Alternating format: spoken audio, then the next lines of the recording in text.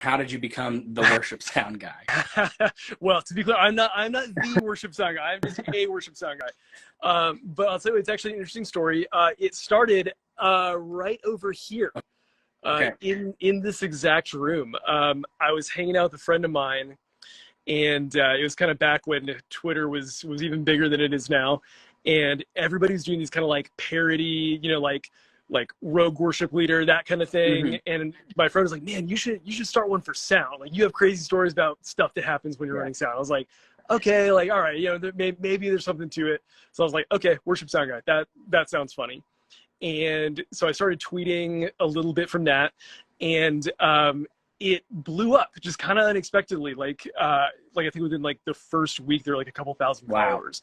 And I was like, what is happening right now? So I just started, like, I kept like posting memes, funny stuff, that kind of thing, for a long time. And eventually I started getting all these DMs. I was like, hey, the thing that you were joking about, like, man, I actually have trouble with that. Like, how do I manage like 18 background vocals? Or like, I had feedback so bad that, some lady like ran out of the auditorium, like holding her ears. Like, what do I do? Like, how do I actually, like, run sound well? And I was like, okay, I can answer some of these. So it started out just like me answering DMs. And eventually that kind of like just kept going. I posted more educational content, and I got in contact with a buddy of mine, Matt Borsick. He's also from Atlanta, is another local sound guy.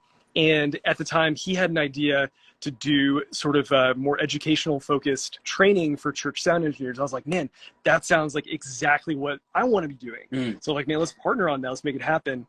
And so that spurred the launch of our first online course, which was Sound Guy Essentials.